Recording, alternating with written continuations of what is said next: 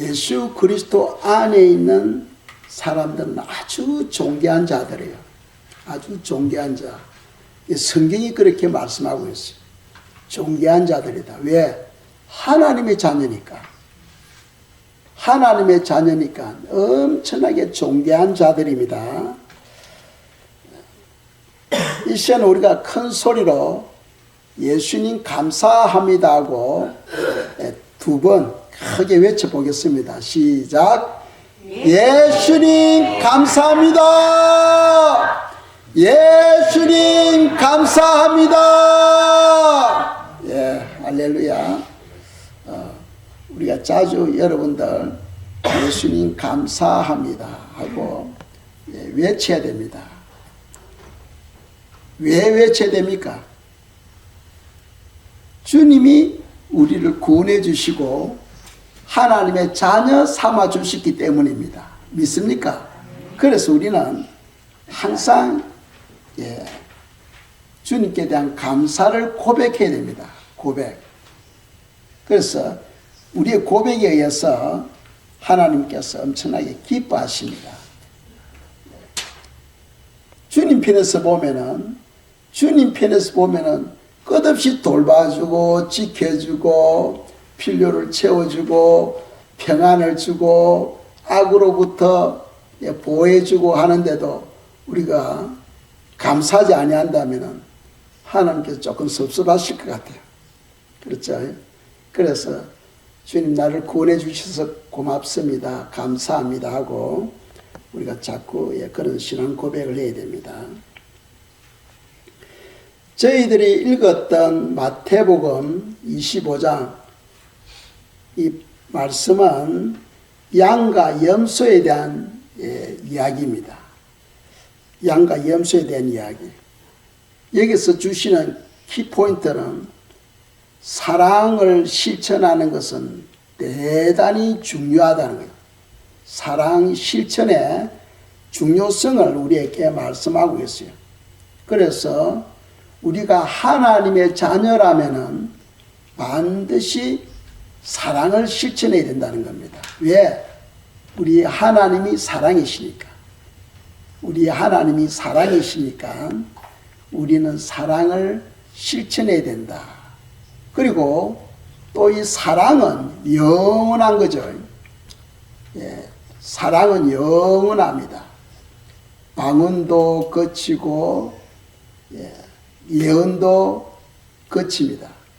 그러나 사랑은 영원합니다. 영원합니다. 그리고 하나님 앞에 섰을 때에 주님께서 우리에게 각 사람에게 상급을 주시는데 그 상급은 무엇으로 평가된다 해서요? 사랑의 열매로 평가되게 됩니다. 각 사람이 살아오면서 베푼 사랑의 열매에 의해서 하나님께서 우리에게 상급을 주신다는 겁니다.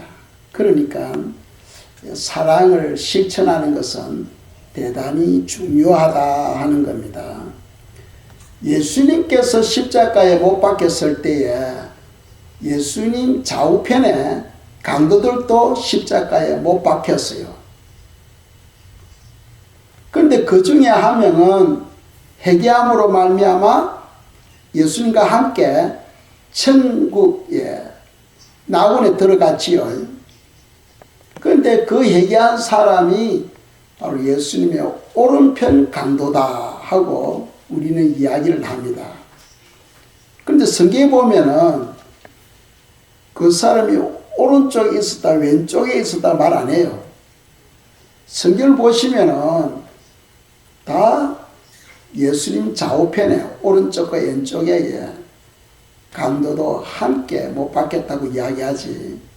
그 중에서 오른편 강도가 회개하고 구원을 받았다고 이야기를 하지 않습니다. 그런데 우리는 어떻게 오른쪽에 있는 걸 아느냐? 지금 오늘 양의 무리와 염소의 무리를 나누는데 양의 무리는 오른편에 염소의 무리는 왼편에 두었다는 거죠.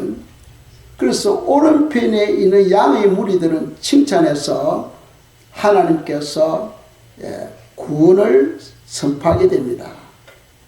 그런데 왼편에 있는 무리들은 하나님께서 심판을 말씀하죠. 우리가 오른편 하면 영어로 right죠, right. right 뜻은 오른쪽 또는 바른, 고든 또는 정당한 이런 뜻을 가지고 있어요. 근데 그 반대로 왼쪽은 글자 그대로 반대편 또는 삐뚤어진 이런 뜻을 가지고 있어요. 삐뚤어진. 그러니까 우리는 항상 어느 쪽에 서야 됩니까? 오른쪽에 서야 돼. 오른쪽에. 아시겠습니까?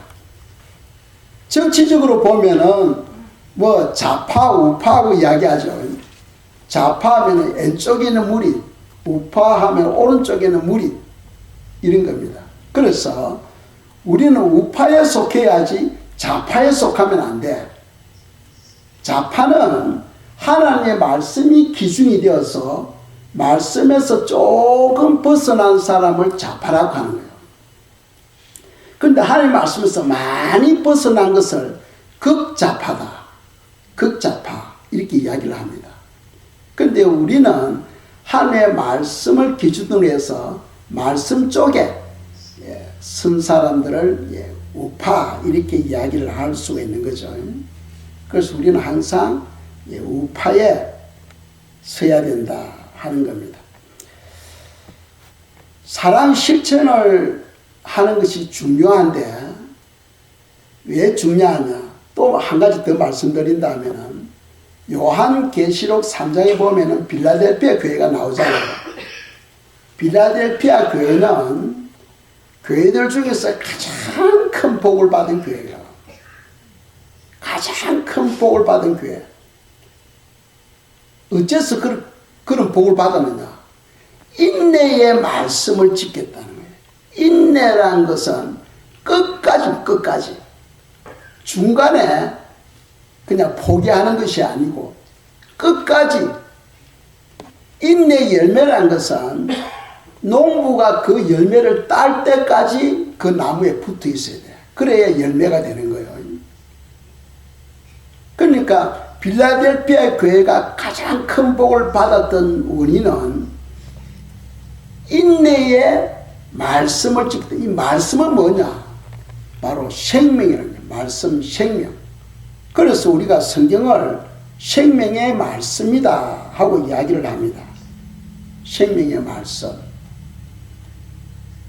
오늘 본문에 보면은 양의 무리와 염소의 무리가 소개되고 있는데 양의 무리에게 주님께서 무슨 말씀을 하시냐면은 내가 굶주릴 때 너희가 먹을 것을 주었고 내가 나그네로 있을 때 나를 영접했다는 거예요. 또 내가 옥에 갇혔을 때 너희들이 나를 돌아보았다는 거예요. 그러니까 양의 무리들이 무슨 말 하냐면은 주님 무슨 말 하십니까? 우리는 그런 적이 없는데요 하는 거예요. 하나님께서 그 양의 무리에게 복을 주는데 이 양의 무리들이 우리는 그런 적이 없다는 거예요. 자, 한번 보겠습니다.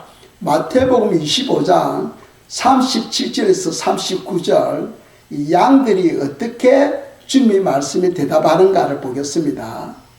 37절부터 읽겠습니다.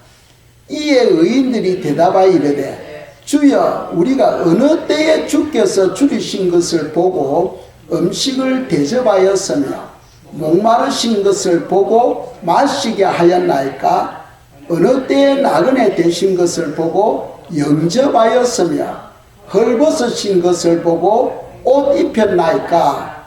어느 때에 병드신 것이나 옥에 갇히신 것을 보고 가서 배웠나이까 하리니 아멘. 그러니까 이 양의 무리들은 그런 적이 없다는 겁니다. 그렇게 선을 행한 적이 없다는 거예요.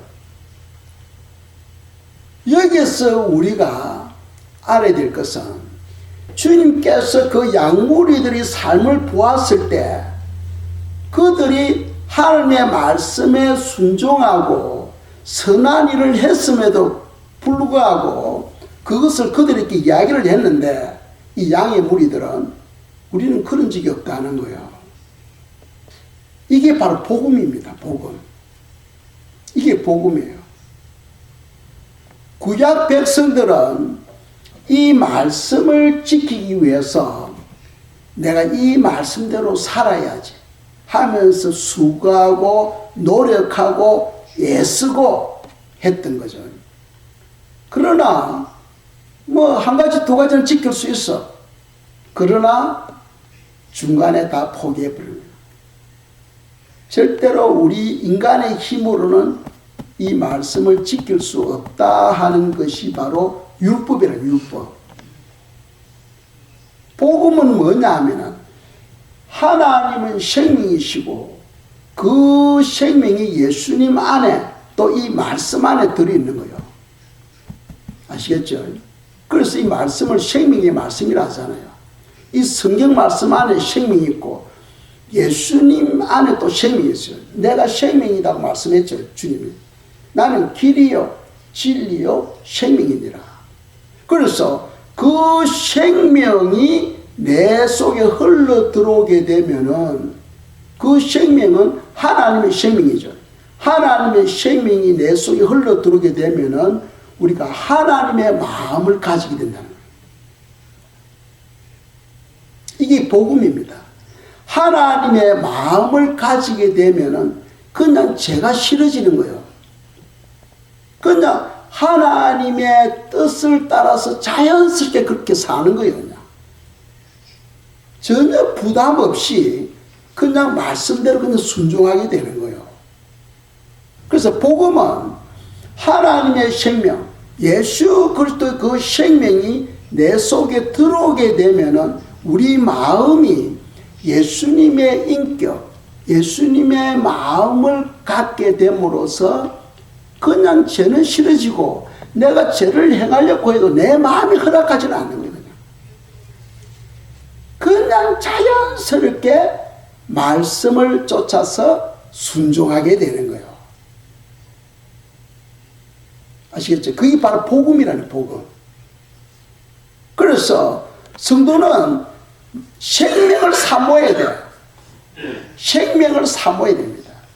주님의 생명이 내 속에 충만하게 채워질 수 있도록 우리가 기도해야 된다는 거죠. 성경에 보면은 거듭남에 대해서 말씀하죠.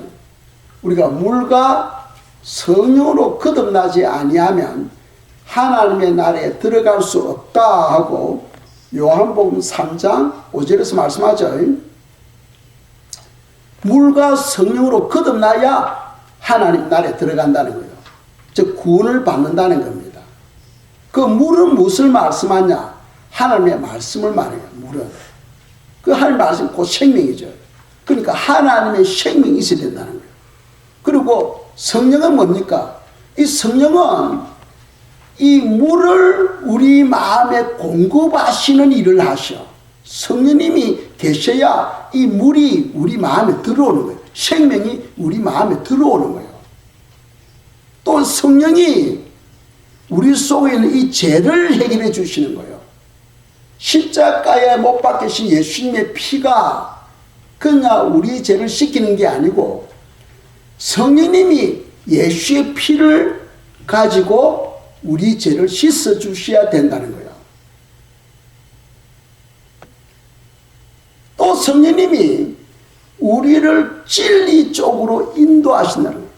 우리로 하여금 진리를 행하도록 우리의 삶을, 우리 마음을 만져서 인도해 주신다 하는 겁니다. 그래서 우리가 구원을 받으려면 물과 성령으로 우리가 변화를 받아야 된다 하는 것을 성경 우리에게 말씀하고 있어요. 그래서 조금 전에 말씀드린 것처럼 사랑은 내 힘으로 하는 게 아니에요. 사랑은 내 힘으로 하는 게 아니고 하나님의 생명이 내 속에 들어오게 되면은 그냥 저절로 사랑 실천이 된다는 거예요. 그래서 성경에 보시면은 원수를 뭐하라? 사랑하라. 그는 우리 인간적인 힘으로는 될 수가 없어요. 아니, 원수인데 어떻게 원수를 사랑할 수 있어요? 그런데 성경은 원수를 뭐하라? 사랑하라 했거든. 그건 내 힘으로 할 수 있는 게 아니에요. 그런데 이 양의 무리들은 그렇게 하는 거예요. 어떻게? 하나님의 생명이 들어오니까 저절로 그냥 그렇게 삶이 그렇게 되어버리는 거예요. 그냥. 내 마음이 그냥 자연스럽게 그냥 그렇게 흘러가 버리는 거예요. 하나님의 생명이 내 속에 들어오니까. 그래서 우리가 생명을 사모하기 위해서 예수님을 간절히 사랑해야 되고 그 안에 생명이 있으니까. 두 번째, 하나님의 말씀을 사모해야 되는 거예요. 말씀 안에 생명이 있으니까. 그래서 이 생명이 내 안에 들어오는 만큼 내 마음이 예수님의 마음으로 변화되어지는 거예요. 오늘 본문 말씀, 이 양과 염소의 비유, 바로 이것을 가리키고 있어요.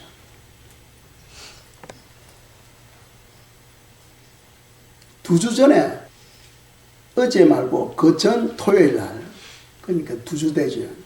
저기 어제 앉아서 토요일 날 한 오전 한 9시 정도 되었을 거예요.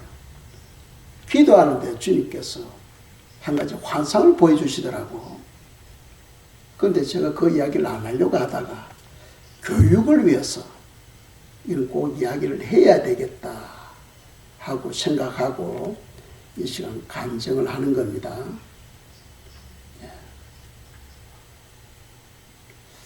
제가 앉아서 보여준 그 환상은 강단이 있어요. 강단. 이 강단에 이 강대상이 옆으로 딱 누워버려요. 누워있는 거예요. 이 자리에. 좋은 거예요? 안 좋은 거예요? 좋은 거예요? 안 좋은 거예요? 누구보다 그건 안 좋은 거지. 안 좋잖아. 이 강당이 지자리에 이렇게 딱 서 있어야지. 이 옆으로 딱 누워 있으면 이건 안 좋은 거예요. 그러면 내 마음에 부담을 느끼겠죠. 부담이 딱 오더라고. 그러면서 내가 무슨 생각을 하냐면, 내보고 설교하지 말라는 뜻인가?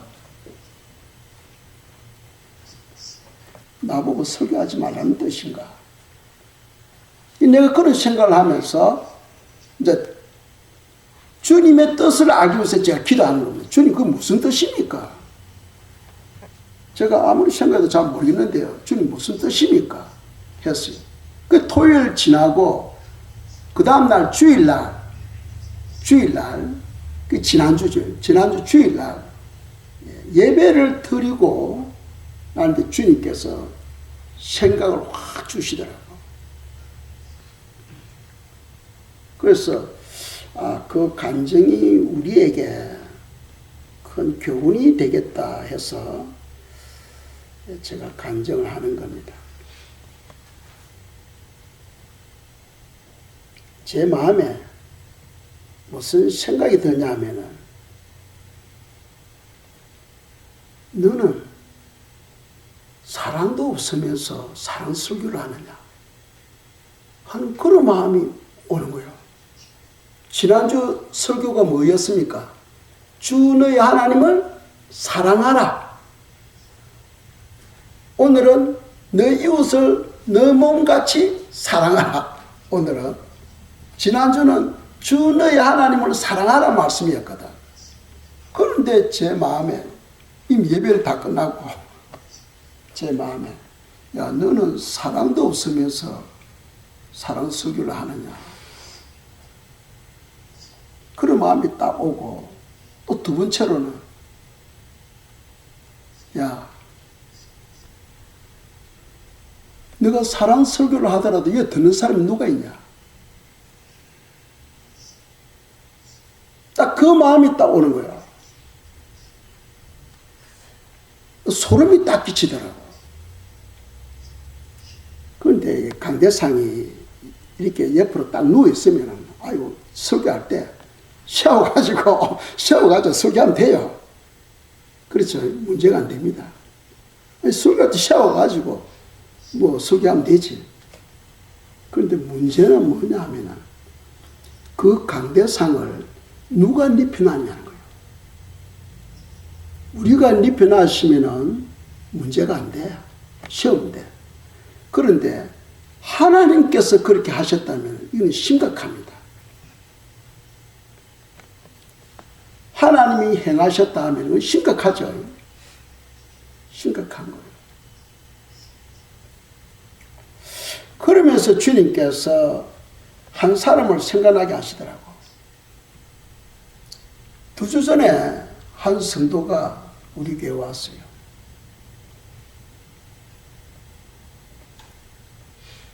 그런데 제가 딱 볼 때 문제가 많아. 벌써 우리 교회 이제 이번에 온다면 내가 생각으로는 한 3번 정도 돼. 올 때마다 한 6개월 내지 8개월 있다가 꼭 나갈 때 문제가 생겨. 그런데 오기 전에 전화를 받았어요. 우리 교회 온다고. 그런데 고민이 되더라고. 어떻게 처리해야 되나? 이번에 또 무슨 또 문제가 생길까? 고민이 생기더라고. 그런데 2주 전에 왔어요. 왔는데 그냥 건성으로 집사님 오셨어요? 하고는 그냥 옆을 지나가 버렸었잖아. 그런데 주님께서 그걸 딱 생각나게 하시더라고. 그래서 제가 몇 가지를 생각했는데, 첫째로는 요한복음 3장 27절에 보시면은 하나님께서 주신 바 아니면 아무도 내게 올 자가 없다. 그 영혼이 우리 교회에 온 것은 물론 자기 생각으로 뭐 여러 가지 이유가 있겠지. 하지만 그 뒷면에서 역사하신 분은 누구냐? 하나님이 하실 거예요. 하나님이 그 영혼을 우리 교회에 오도록 출석하도록 하신 거예요. 그런데 문제는 뭐냐면 우리가 그것을 받아들이는 우리가 문제인 거야. 내가 그걸 받지를 못했어. 내가. 그래서 주님께서 제 마음에 무엇을 주시냐면, 너 어려움을 내려놔라. 어려움을 내려놔라. 지금 무슨 말이냐 하면, 그 사람은 죄인이고 너는 어려움이지. 그러니까 판단하는 판단하는 거. 네가 진정으로 영혼을 사랑하면은 너 어려움을 내려놔라.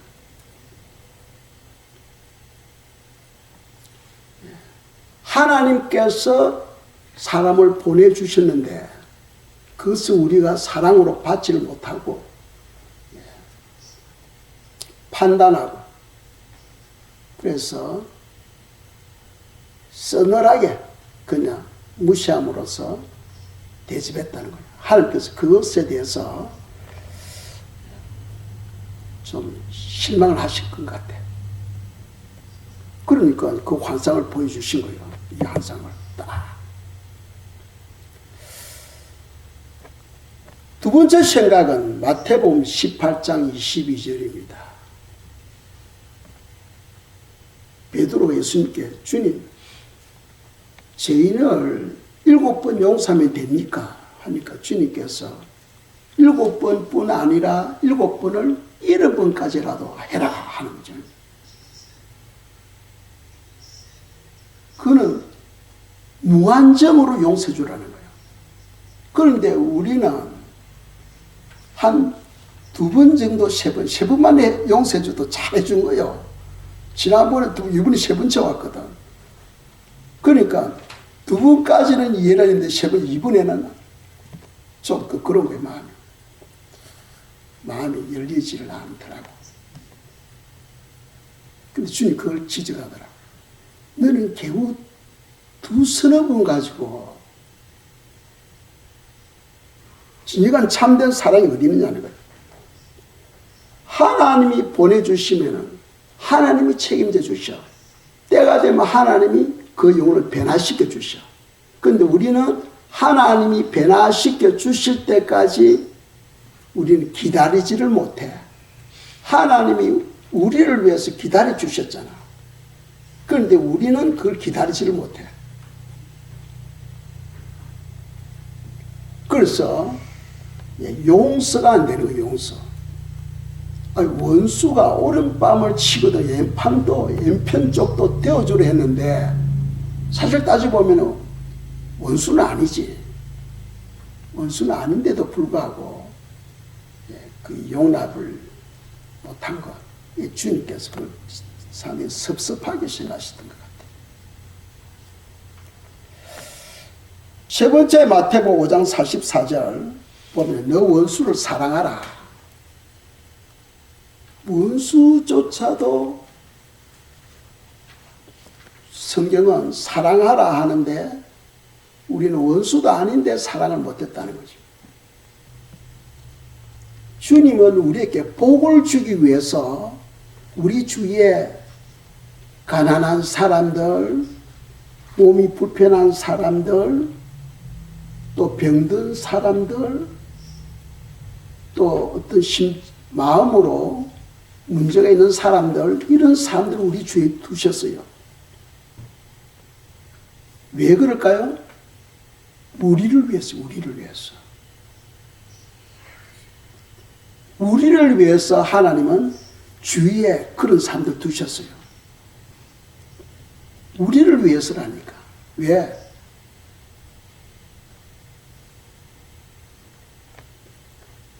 가난한 사람들을 우리가 필요한 것을 채워줌으로써 우리에게 복이 크다고 되어 있잖아. 복이 크다. 또 죄인들을 우리가 사랑을 베품으로써 우리 머리에 핀 숯을 올려놓는 것과 같다는 거예요. 그러니까 많은 죄사함을 받게 된다는 거예요. 하나님은 우리에게 엄청난 많은 죄, 그러니까 우리 죄사함은 고백함으로써 우리 죄를 씻을 수 있어요.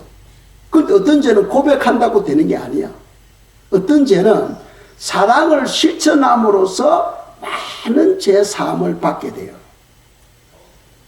베드로전서 4장 8절 보시면은 뭐라고 돼요? 무엇보다도 뜨겁게 서로 사랑할지니 사랑은 허다한 죄를 덮느니라 하고 되어 있어요. 우리가 사랑을 베풀 때 사람들이 오면은 무엇을 기대하느냐 하면은 죄 없는 의인들만 들어오기를 바라는 거예요.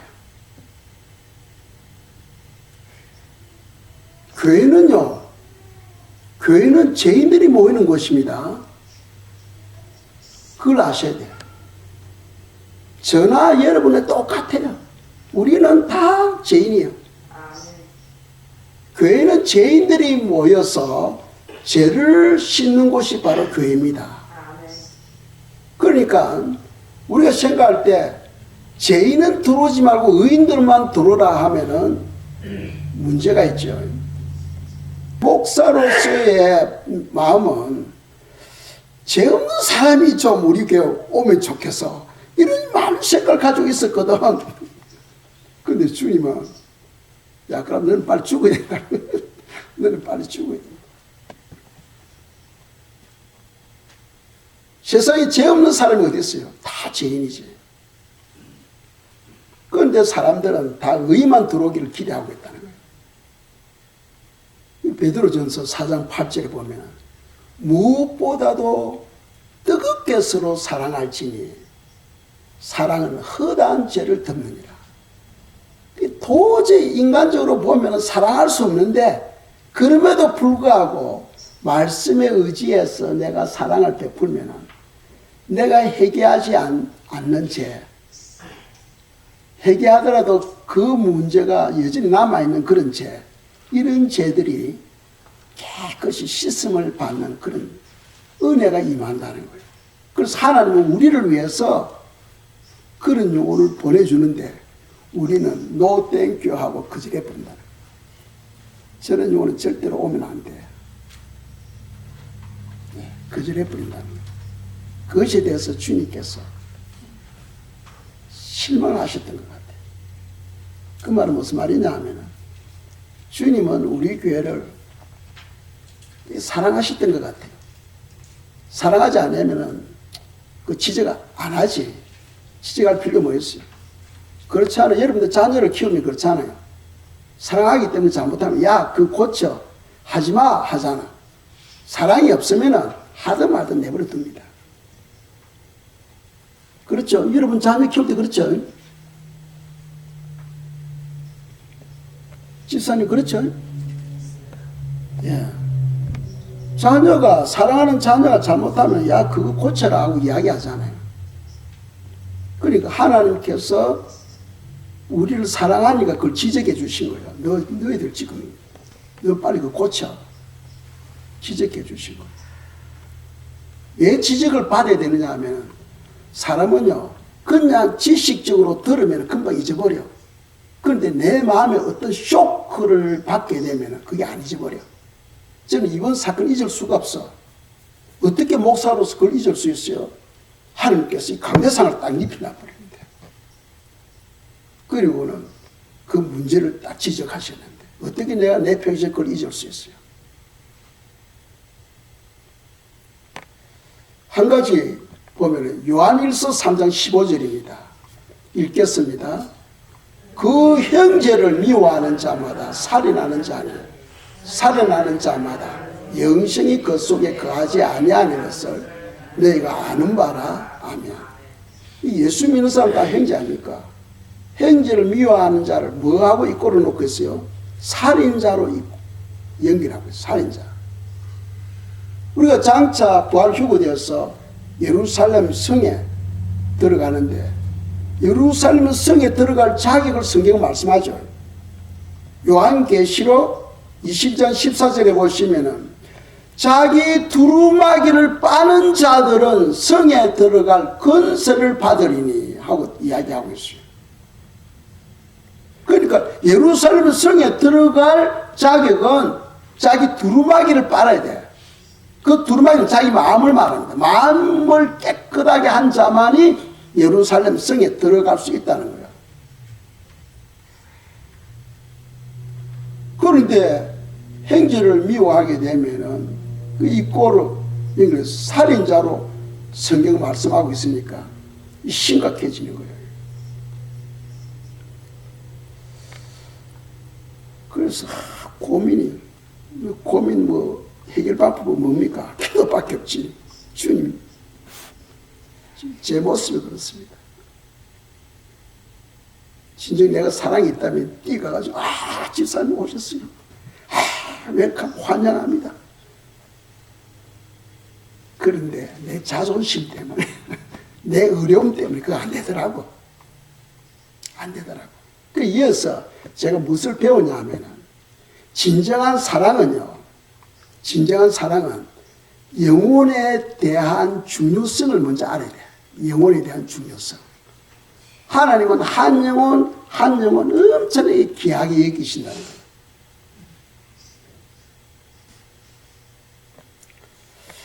두 번째로는 비록 한 영혼이 변화되지 않았지만은 언젠가는 주님이 변화시켜 주실 줄 믿고 우리를 끝까지 사랑해야 된다.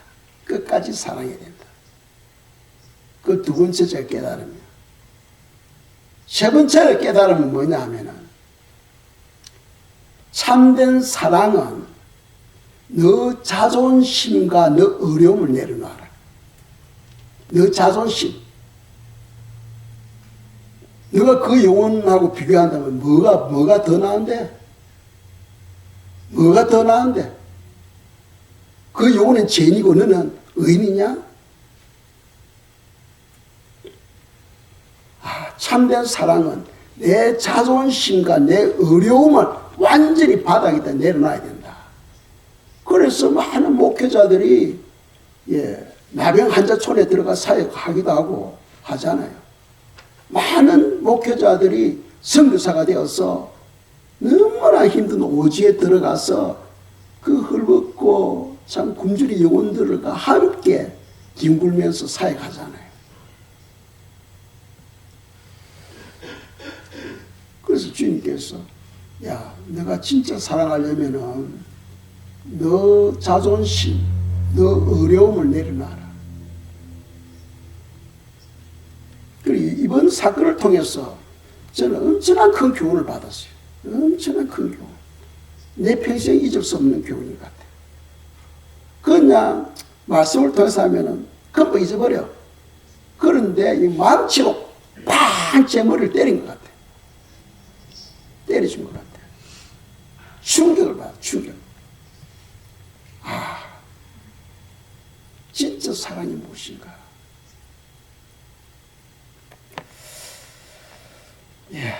좋습니다. 찬송가 252장 드리고 우리가 그것에 대해서 회개하고 마치도록 하겠습니다.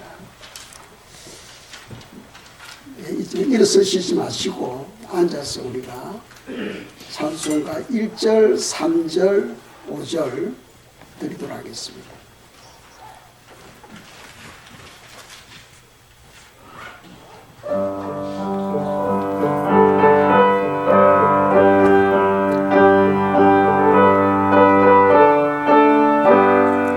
나의 죄를 씻기는 예수의 피밖에 없네. 다시 정케 하기도 예수의 피밖에 없네.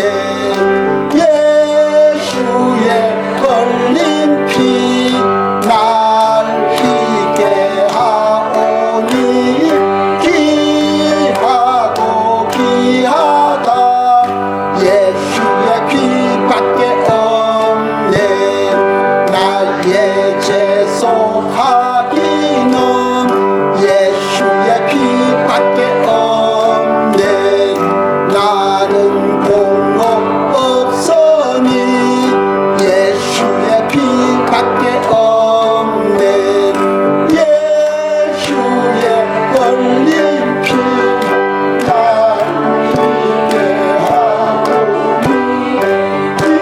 귀하고 귀하다. 예수의 피밖에 없네.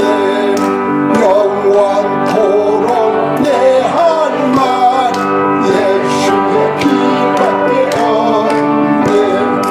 나의 참이 제목은 예수의 피밖에 없네. 예수의 흘린 피 날 희게 하오니 귀하고 귀하다. 예수의 피밖에 없네. 이 시간 주여 내 속에 사랑이 없음을 고백합니다.